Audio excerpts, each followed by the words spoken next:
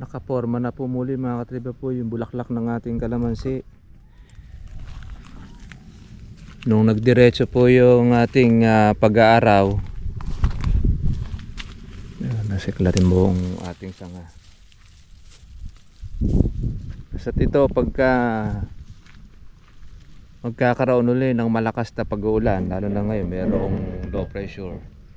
Magandang araw po sa ating lahat, magandang hapon. Tayo po at monitor po natin muli ang ating kalamansi dito po sa harapan sa langka. Yung masdan po natin yung ating po mga bunga tsaka po yung mga buko. Meron po tayo mga nakikitang mga labas ng mga bulaklak na mga maliliit.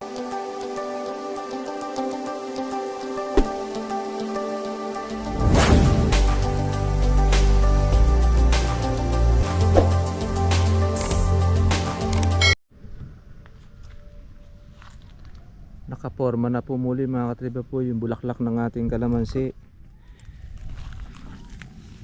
Nung nagdiretso po yung ating pag-aaraw,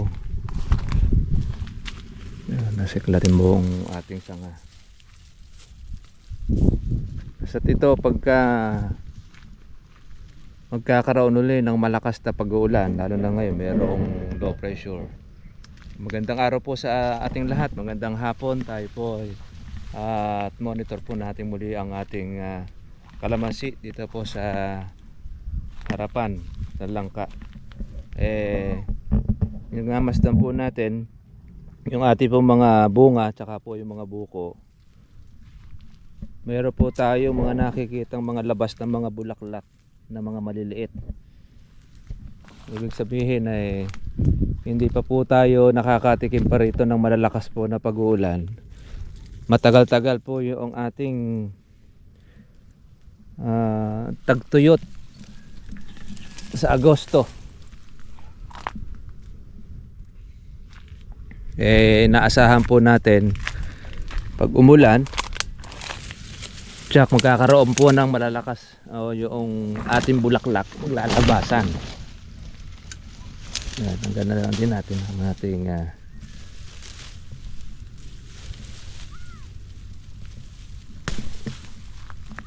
yung ating punggos.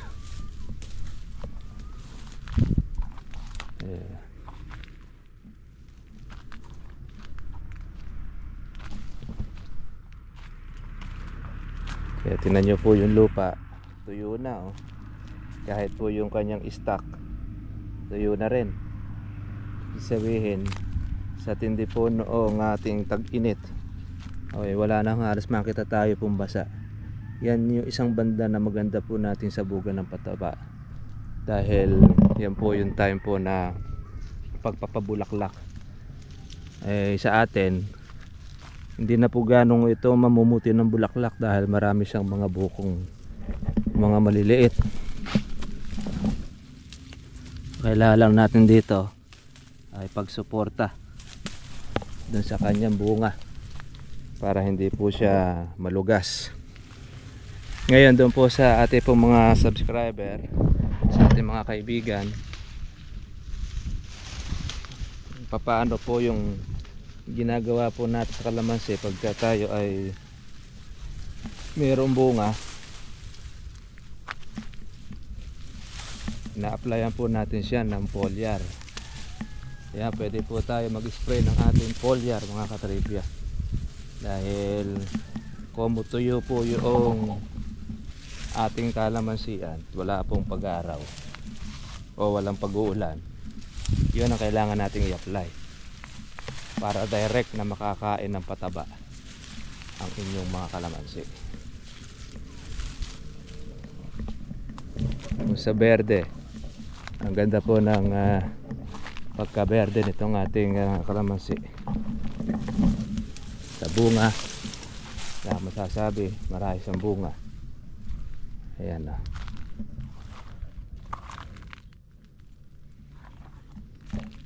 Ito yung baging nasalot sa kalamansi.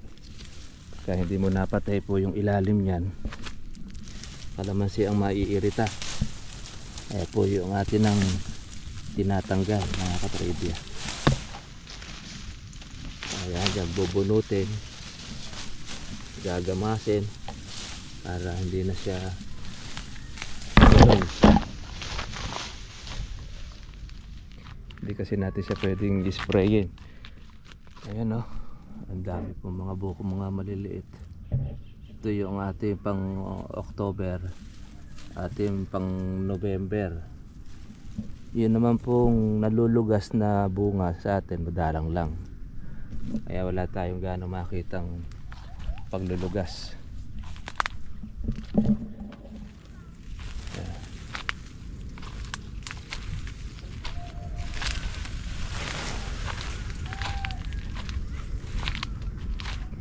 Marami na tayo ritong natanggal na mga baging. Kaya lang hindi pa po tayo nakakatapos.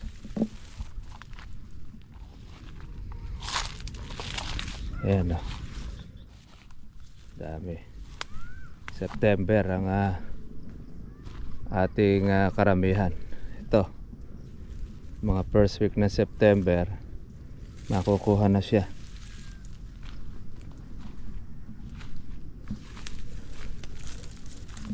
Ayan, nakakalusot tayong dapat ay maalis.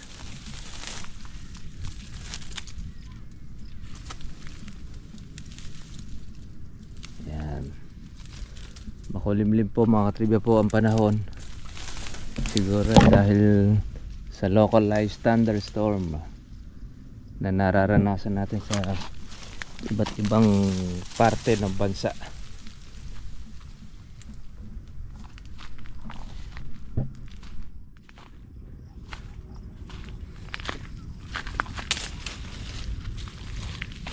Ito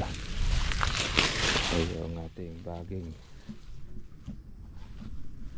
Ano, matanggal na yung kuha natin eh. Lalo lumito na po ang marami pong bunga. Ang ating panag-ulan. Grabe. Pati yung damo lanta na. Yung gumagapang at wala na siyang masipsip na tubig. Sa tindi na rin po ng init ng panahon.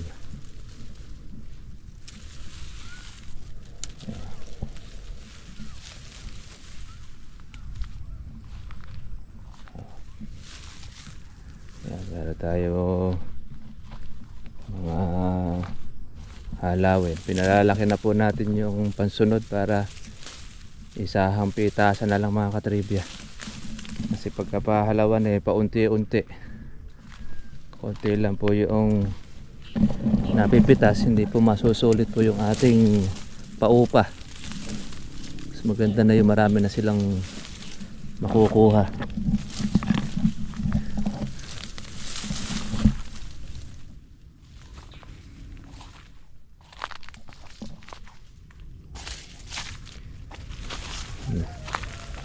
Tinukoran na natin ito kasi bayok na po sa bunga yung ating kalamansi. Ayan, mga nakaporma na po yung iba nating bulaklak. Ito yung part na ating nalinisan.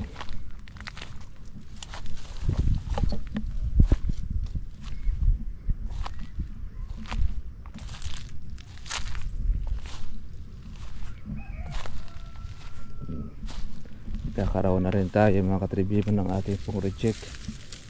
At meron pa tayong halawin na kalamansi. Lumalaki na ang ating bungang tag-ulan.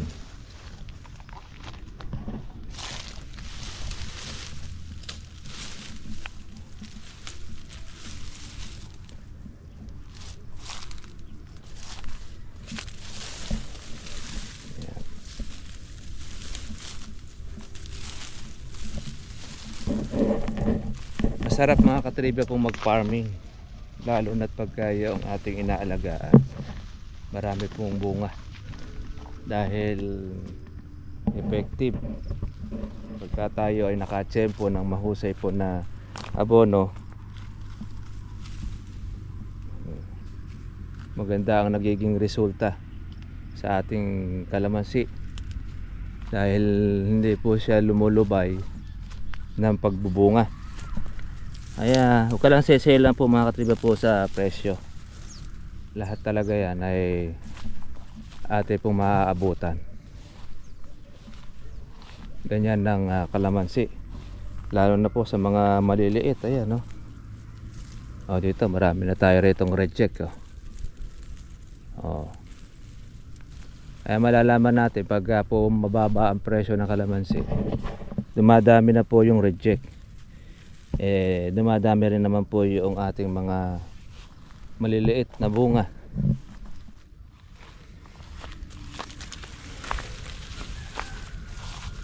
Ito mas makapal dito sa gawin na to. Susun po yung ating bunga mga katripya.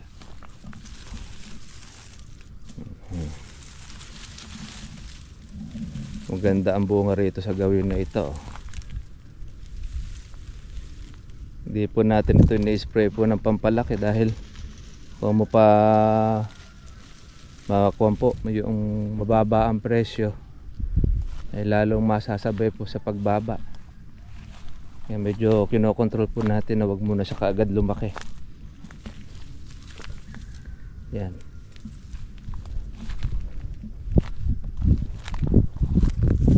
Ganyan karami ang kalamansi pagka magbunga eh. Masisihan ka lalo na yan pagka lumaki. Meron po mga tusok po ang mga ganitong size. Pagka po kumintab na, tinutusok na siya ng putakte. Pero yung mga bukong mga maliliit, mga buo, sabihin wala pang ganong maninira. Yung bunga lang talaga ng pitasin ang tinutusok ng ating mga kaibigang maninira. So. Ay, pagka po ito'y naulanan, sigurado may sabog, walang sabog na abono, mamumulaklak ang kalamansi basta't naulanan. Eto, ako nabali na mga katribya po yung sanga ng kalamansi natin sa dami ng bunga. Kailangan na pala natin itong pahalawan. Ayan, no. Nabali na ang sanga. So, nakayok-yok na. Dapat pala natin ito mapabawasan na.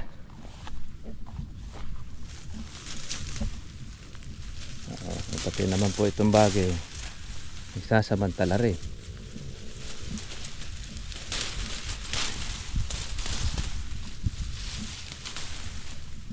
Ayan naman po yung bagay na hindi natin maiwasan pag lumusong tayo sa kalamansi, yung magtanggal po ng bagay.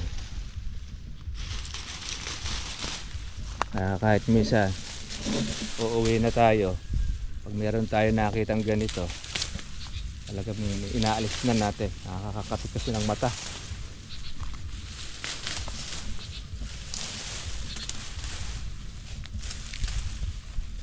Hindi pa natin ito naalis na nakaraan dahil lalo nang mas makapal yan.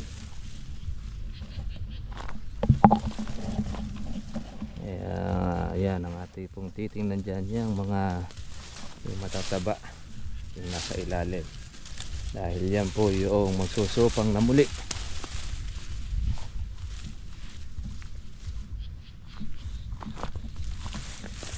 Pag nakita natin po yung baging na yan, automatic yan.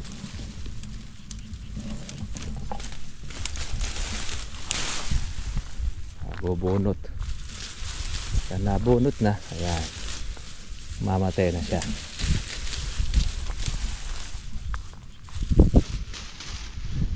Ayan, dali lang naman pong hilahin at dahil wala naman po siyang bulaklak Yung mga bunga naman natin Hindi ka na mag-aalalang siya po ay malalaglag dahil matibay na,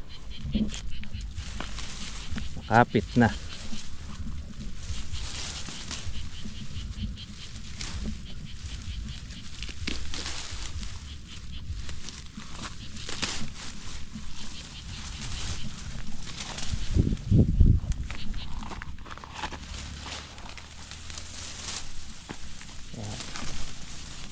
Alis tayo mga katribya.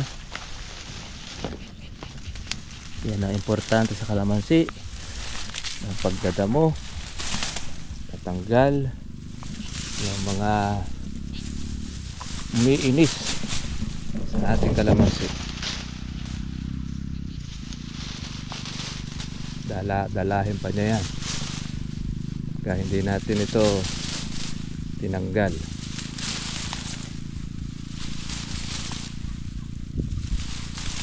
Magandang magtanggal ngayon dahil malamig ang panahon.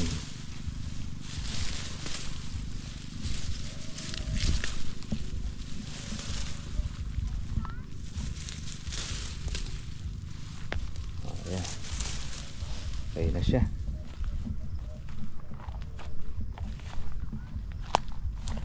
Follow up.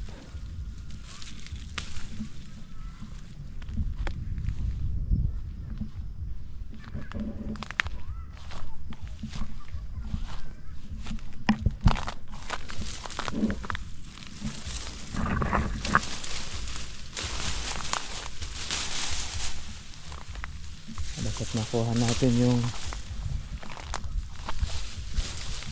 kapuno madali nang kunin yung nakasanga.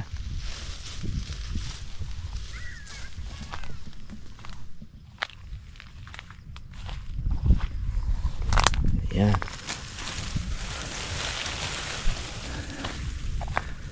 Ito na ang mga bunga natin.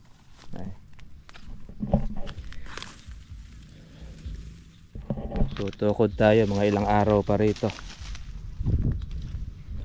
dahil sa ating kalamansi lalakihan na siya, suson another batches ng ating bunga mga katribya. Ayan.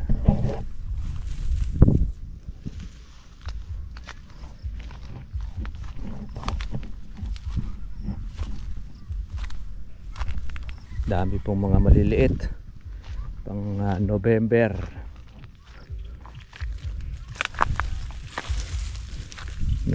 October, November. Yan po ang mga presyo magaganda. Gaya po noong nakaraang taon, noong November 1, nag 2,000 sa Sangitan Public Market ang kalamansi. Malalaman natin ngayon kung magiging ganun ba uli dahil pabago-bago po ang presyo. Dati ay mataas, ngayon ay mababa na. Ito, nakasingit itong ating kalamanda rin. Wala tayong pamputol. Susunod na araw natin siya titirahin. Importante dyan, meron tayong mga nakaabang na bunga. Anumang oras tumaas, basta't pitasin, pero kang pipitasin, wala po magiging problema sa ating kalamansi dahil meron kang mapipitas. Yan ang kagandahan yan mga katribya.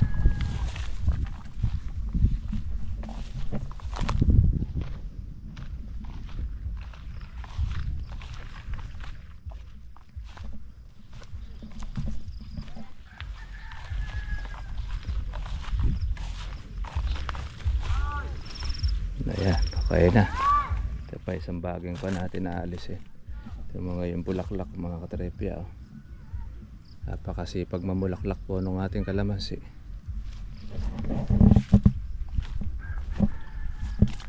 Ito yung kalatatay. Ready na po itong taniman.